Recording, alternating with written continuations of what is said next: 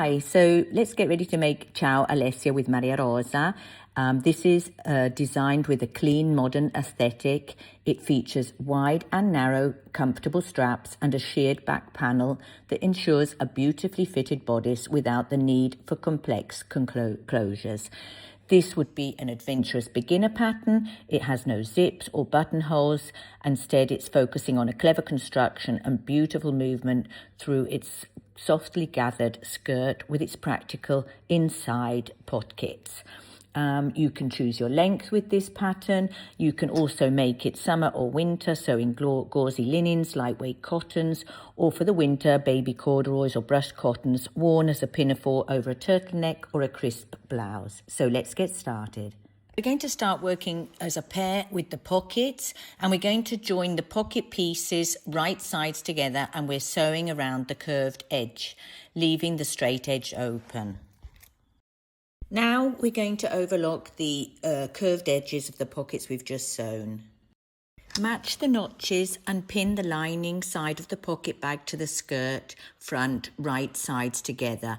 On this lining part, you should have already drawn the pocket opening, and we're going to stitch exactly along the pocket opening line marked on the pattern, reversing at the start and end to secure. Carefully snip into the corners of the pocket openings, getting as close to the stitches as possible without clipping them. This releases tension and prevents puckering. Turn the pocket out and then understitch the pocket seam allowance towards the pocket lining through all layers. Now that we've attached our pockets and understitched, we are pressing well the garment. Now we're securing our pocket to the skirt. We're sewing within the seam allowance along the top and the bottom of the pocket opening. Now we're going to sew the side seams together. So we're matching the front and back skirt pieces. We're matching up the notches. We're pinning the side seams with right sides together. And then we're starting from the top of the skirt, paying particular attention around the pocket area as you sew, and you sew down to the hemline. Going to overlock both our side seams that we've just sewn. If you don't have an overlocking machine, you could use a zigzag stitch. From the right side of the fabric, we're then going to overlock all the way around the bottom hemline of our skirt. Now we're going to give a good press to our two side seams, and we are pressing these towards the back. Now we're pressing the hem in place using the indication given on the pattern, or if you prefer, you can turn this up to your desired length. We're going to then use the overlocked edge as a guide and machine stitch this in place. Maria Rosa is using her magnetic gauge to stitch the hem all the way around the bottom of our skirt from the front side. I'm going to prepare the straps for our dress. So Maria Rosa is making the very narrow straps, but the same procedure you can use for the wider straps. So she's folding and pressing on either side of the fabric of our strap 1 centimetre in, and then she's folding this over again and pressing all the way along so that we have a lovely finished narrow strap. So now we're going to show you the next procedure of our strap. We're showing you the wider version of the strap, where we folded right sides in, and then one of the 1 centimetre folded edges, we've turned that and folded it over, and we've blocked it by stitching a 1 centimetre seam allowance. We've turned it to the right side, our strap now, and we're matching up the folded edges so they're neat and tidy, and we're going to top stitch along the full length of our strap with the folded edges neatly pressed inside. Now we're going to work on the bodice, and we're working the bodice line and lining separately before joining them together. So we're going to start on forming the darts, and we're putting right sides together, matching the balance marks and aligning the two edges of the dart together. We're going to start at the widest part, working towards the point. Now we're pressing our darts, and we're pressing these towards the waist of our bodice. We need to attach the front bodice piece with the side back piece. As you can see, there's a notch indicated on the pattern on the side back, and that is matching up with our dart line. So the stitching where we've closed our dart, we're matching these right sides together, and we are sewing these with a 1 centimetre seam allowance. Opening the seams that we've just sewn of our bodice, so the Maria Rosa is pressing both the seams. We've also prepared the lining part. Now we've used the same fabric. You could use a contrast lining. So the same procedure for the main fabric we've done for the lining. Now we're going to attach one of our edges of our strap to the front bodice. So these are the straps that we previously prepared. Whether it's the narrow strap you're doing or the wider strap, it's always 1 centimetre from the edge of the bodice, of the front bodice. We're stitching within the seam allowance to attach these, and for a professional look, we're making sure that the seamed edge that we've sewn of our strap is towards the armhole and the neat edge towards the neckline. Once you've prepared the bodice of the lining and the main bodice, the only difference with the lining is that we have omitted any step of the straps. That hasn't been done. Now we're making sure that the straps are lying down inside out of the way, and once we've pinned, we're going to sew the top neckline area of our bodice with the right sides together of the lining and the bodice, and we're stitching with a 1 centimetre seam allowance. Area that Maria Rosa's just stitched, she's making small snips into up to the stitch line.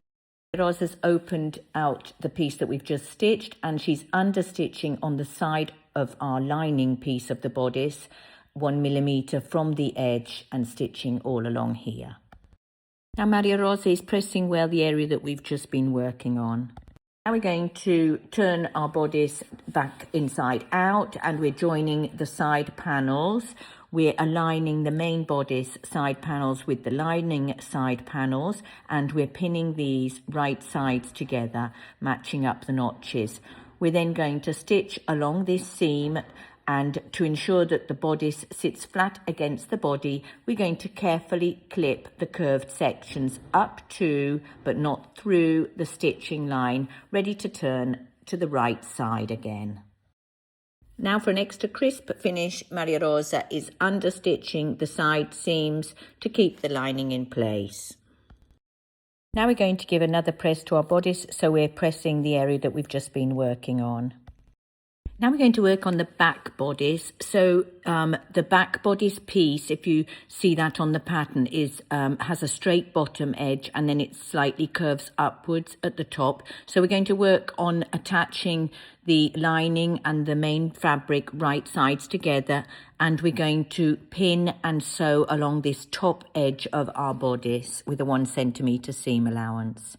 We're going to turn it to the right side again, and maybe it's best first to press and make sure you're pressing the seam that we've just sewn towards the lining, and we're then understitching on the side of the lining part of our bodice. We're understitching here.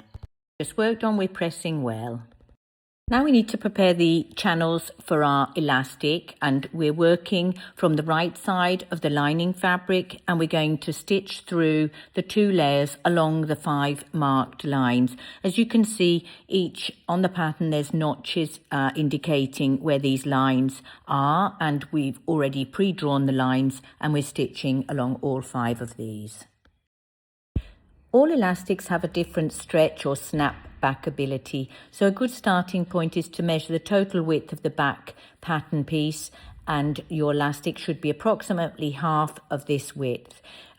This can be adjusted later, but always cut elastic 5 centimetres longer than what you think you'll need, because then you can trim back the excess later. And use a ruler when cutting the elastic pieces. That's helpful so that you get all the elastics to the same length. And then Maria Rosa's using a safety pin. You could also use a bodkin to start to feed the elastic through the channels.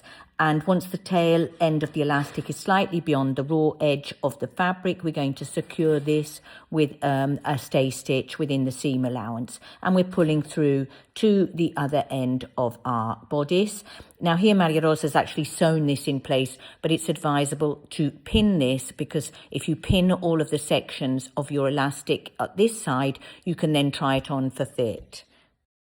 Now we're going to join the back to the front, and we can also try out the fitting of our bodice. So we're going to, on one side, we're going to pin the main side panel to the elasticated back piece, right sides together, ensuring the elastic lies flat as we stay stitch this in place. Then we're going to pin the lining side panel over the back panel, right sides together, so that the back is sandwiched, and we're going to sew the complete seam with a 1 centimetre seam allowance. So we've just done that for one side, because then that allows you, if you pin or baste the other side, then you can try on your bodice for fit, and you can adjust the elastic tension if you need more room around the bust. And it's also possible then at this stage to pull the straps over the shoulders and to mark their final position on the back. Once you're happy with the fit, then you can sew the second side seam, the same process that we've just explained. You do that for the second seam, and before trim away any elastic if necessary. And then you can, once you've finished closing off that side, you can turn the bodice right side out. We're ready to secure the bottom edge of our bodice. Since the elastic channels are 5 centimetres above the bottom edge, this will not pose any problems. So we are going to align the bottom edges of the main fabric and the lining and stay stitch all around. Now we're attaching our strap to the finished bodice, and we have pinned this previously when we tried it on, and we're stitching along the first line of our elastic casing. So now we need to gather our skirt, and Maria Rosa is preparing the machine so that she can then do 2 rows of basting stitches along the top edge of the skirt. The stitch type is going to be a straight stitch. The stitch length is going to be the longest possible setting. That's typically 4 to 5 millimeters. And she's regulating the tension on the bobbin and the top thread. She's also used a contrast colour for the bobbin so that makes it easier to see which thread to pull. And because we have a larger area of gathering, she's going to break this up into 2 sections. Now on the pattern, you have a section at the back which is notched, and that does not need gathering. So Maria Rosa is going to start the first stitching from that notch. First of all, she's pulling the threads so she has a long part of the thread free, and she'll start to stitch 1/2 centimetre from the edge of the fabric. And as she gets to the end of that, she's not doing a back stitch. Instead, she's pulling the tail of the threads another 10-15 centimetres out, ready for the gathering. And then she's going to repeat this process right round to the other edge.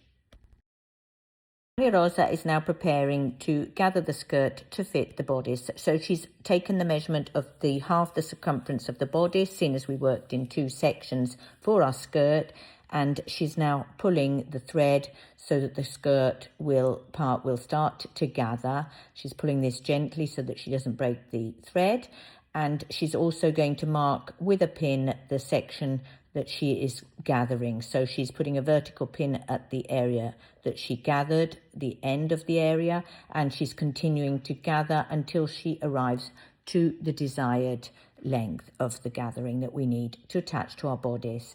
Again, she's going to block the thread at both ends with the vertical pins, wrapping round the thread round the pins so that this doesn't move anymore, and then she can adjust the gathering so that it's evenly gathered over the whole section. So now Maria Rosa has gathered all the skirt to match the bodice, and she is now pinning right sides together, the bodice with the skirt. So she's matching up the notches. As you can see, there's the side seams that need matching up, and the centre front and centre back. There's the area that has no gatherings at the back so that you match those notches up. And she's pinning all the way around this section, ready to stitch this together. Now with the 1 centimetre seam allowance, Maria Rosa is stitching the bodice to the skirt. As you can see, she has the gathered line on the top, so she can keep an eye on the gathered fabric as she is stitching. The final stage, Maria Rosa is overlocking the waistline edge. And if you've been watching this right to the end and you've been sewing along with Maria Rosa, congratulations, your Ciao Alessia dress should be now finished and ready to wear. If you've made this in a lovely summer fabric, don't forget you can also make it in the winter, so you can use the pattern many times.